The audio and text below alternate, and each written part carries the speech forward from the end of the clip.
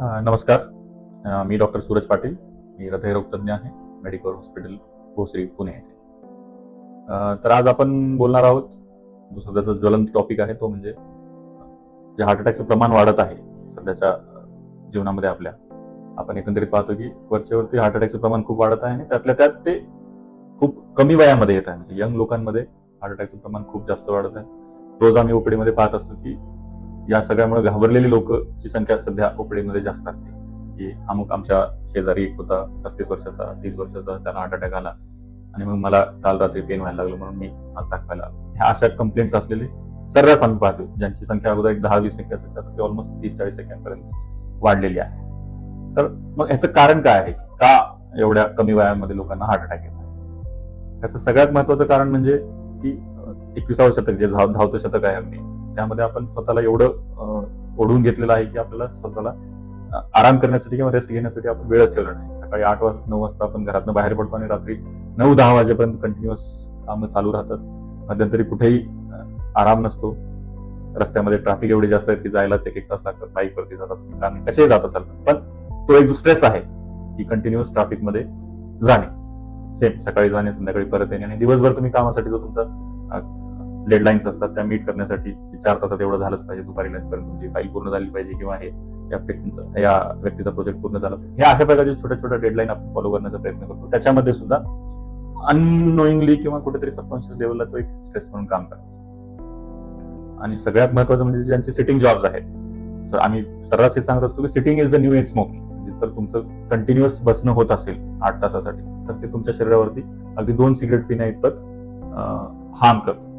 त्यामुळे continuous hours of sitting हे सुद्धा एक खूप मोठं रिस्क फॅक्टर आहे. आणि त्यानंतर प्रश्न उरतो की मग या सगळ्यानंतर आपल्याकडचं एक फॅमिलीसाठी देण्याचा जो वेळ असायचा तो याच्यामध्ये निघून जातो. रात्री घरी येणे, जेवण करणे आणि झोप, कसल्याही प्रकारचा शारीरिक व्यायाम नाही. एक फॅमिली टाइम म्हणून 1 तासाचा तुम्ही स्पेंड केला पाहिजे, ज्याच्यामुळे तुमच्या ब्रेनमध्ये काही एंडॉर्फिन्स नावाचे हार्मोन्स असतात जे बाहेर निघतात आणि एक आनंददायी राहण्यासाठी आपल्याला मदत करतात, किंवा दिवसभराचा जो स्ट्रेस असतो तो निघून जाण्यासाठी मदत होते. ती सगळी प्रोसेस होत नाही आणि वर्षानुवर्षे हीच सायकल किंवा हेच रुटीन चालू राहिल्यामुळे ते थोडं थोडं थोडं करत साचत जातं आणि मग परिणामी 4 वर्षांनी, 5 वर्षांनी, 6 वर्षांनी आपण बघतो की हे अशा रुटीन ज्या लोकांच्या आहेत अशा लोकांमध्ये हार्ट अटॅकचं प्रमाण खूप जास्त आहे. तर ह्याला काय करू शकतो आपण? करायला त्याच आहेत ज्या गोष्टी मी ज्या सांगितल्या, त्या गोष्टी कुठेतरी आपल्याला त्या कंट्रोल करणं गरजेचं आहे. त्यामध्ये सगळ्यात महत्वाचं येते की तुम्ही रोजचा एक रुटीन फिक्स केला पाहिजे, ज्याच्यामध्ये स्वतःसाठी तुम्ही अर्धा पाऊण तास तरी काढणं गरजेचं आहे. ज्यामध्ये कसल्याही प्रकारचा तुम्हाला व्यायाम जो शक्य आहे तो तुम्ही केला पाहिजे. साधं सोपं जरी तुम्ही अर्धा पाऊण तास रोजची रनिंग केली ते खूप आहे. म्हणजे तुमच्या दिवसभरासाठी जो व्यायाम राहील त्याच्यामध्ये अर्ध्या पाऊण तासाचं रनिंग स्वतःसाठी, त्याच्यामध्ये तुम्ही कसल्याही प्रकारचं काम, हेडफोन्स टाकून मोबाईलवरती काम चालू आहे, हे अशा गोष्टी न करता फक्त आणि फक्त स्वतःसाठी तुम्ही पाऊण तासाची रनिंग रोज केली पाहिजे.